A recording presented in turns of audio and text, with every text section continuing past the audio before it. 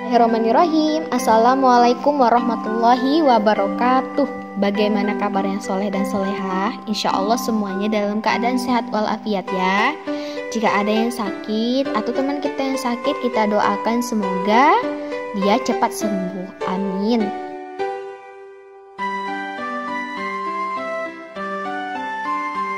Sebelum kita mulai belajar, kita baca doa dulu ya. Sikap berdoa, tangan diangkat, kaki bersila, kepala ditundukkan, matanya dipejamkan. Berdoa mulai. Bismillahirrahmanirrahim. Raditu billahi robba wa bil islami dina wa bi muhammadin nabiyya wa rasulah. Rabbi zidni ilma warzuqni fahma. Allahumma yassir wa la tu'assir. Ya Allah, permudahlah kami dan jangan dipersulit. Amin. Sekarang kita masuk ke pembelajaran.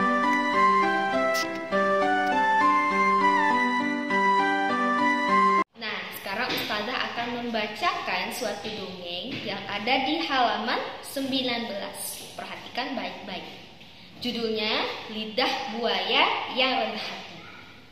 Di suatu halaman rumah ada banyak tanaman. Semua tanaman bersahabat. Ada satu tanaman yang sangat disukai oleh gadis kecil penghuni rumah.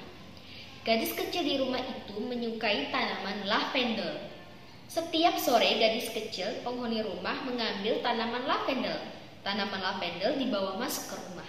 Bahkan tanaman lavender dibawa ke kamar gadis kecil itu. Tanaman lavender bisa mengusir nyamuk-nyamuk yang ada di kamar gadis kecil. Lavender merasa paling bermanfaat di antara tanaman-tanaman lain. Lavender menjadi sombong. Oleh karena itu, lavender tidak disukai oleh tanaman lain. Lihatlah aku teman-teman, aku memiliki warna yang cantik. Aku harum dan memiliki manfaat bagi manusia. Lihat lidah buaya itu. Dia tidak memiliki manfaat. Bahkan dia memiliki duri yang tajam, kata lavender.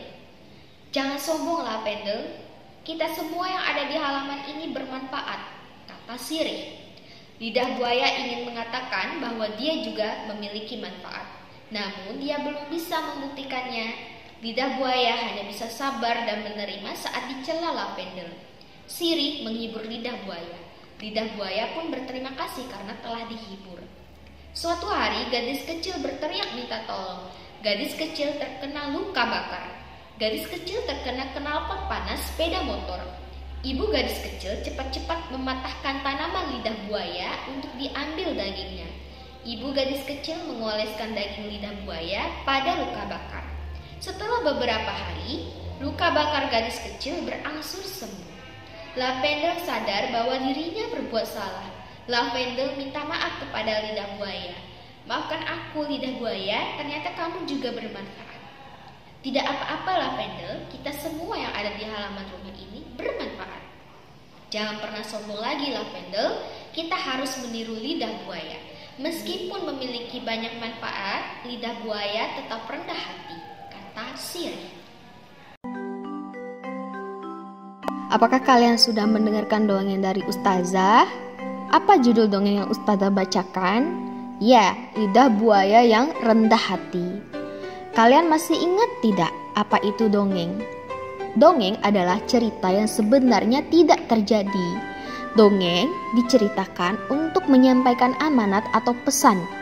Amanat atau pesan dari dongeng lidah buaya yang rendah hati adalah: yang pertama, tidak boleh sombong. Yang kedua, bersikap rendah hati. Yang ketiga, selalu sabar ketika dicela orang lain. Yang keempat, menghibur teman yang sedih. Yang kelima, meminta maaf setelah kita melakukan kesalahan. Dan yang terakhir, memberi maaf kepada orang lain. Pesan pada dongeng mengajarkan kita cara bersikap baik, seperti gambar di bawah ini. Yang pertama, membantu teman jika teman melalui kesulitan. Yang kedua, sering berbagi terhadap teman. Yang ketiga, jika ada teman yang sakit, kita selalu menjenguknya.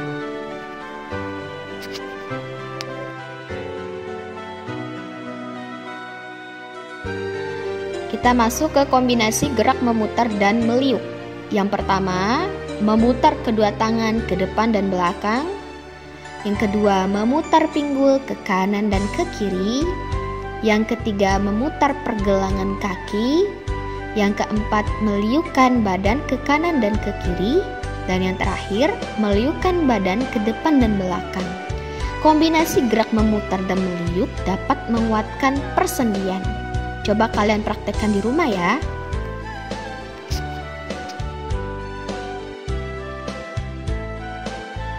Nah, sekarang kita masuk menyelesaikan soal cerita sifat komutatif atau sifat pertukaran. Suatu hari, Sinta ikut ibunya membeli benih cabai di toko Bibi Rea. Toko Bibi Rea berdekatan dengan toko Bibi Anita. Toko Bibi Rea dan Bibi Anita mendapat pasokan benih tanaman sebulan sekali. Bulan ini, Bibi Rea mendapat 42 bungkus benih cabai rawit dan 54 bungkus benih cabai merah. Sedangkan Bibi Anita mendapat 54 bungkus benih cabai rawit dan 42 bungkus benih cabai merah. Berapa jumlah bungkus benih cabai Bibi Rea seluruhnya? Dan berapa jumlah bungkus benih cabai Bibi Anita seluruhnya? Perhatikan video dari Ustazah berikut ini.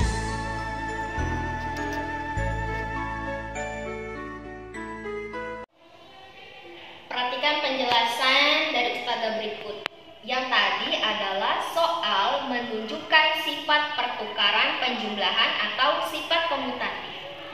Seperti yang kita ketahui, benih cabai Bibi Rea 42 ditambah 54, hasilnya 96. Benih cabai Bibi Anita 54 ditambah 42, hasilnya juga sama, 96.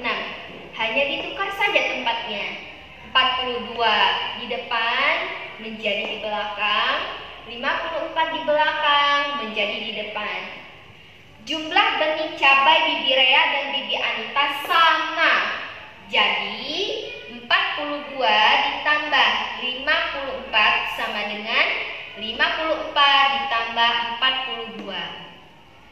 42 ditambah 54 sama dengan 54 ditambah 42 menunjukkan sifat pertukaran penjumlahan atau sifat komutatif.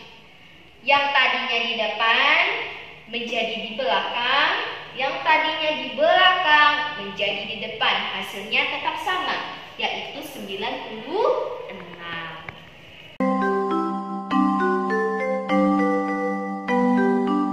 Bagaimana pembelajarannya hari ini? Apakah seru? Apakah sulit? Sampai jumpa ya di pembelajaran selanjutnya. Kita berdoa dulu ya, soleh-solehah. Sikap berdoa, tangan diangkat, kaki dirapatkan, kepala ditundukkan, matanya dipejamkan.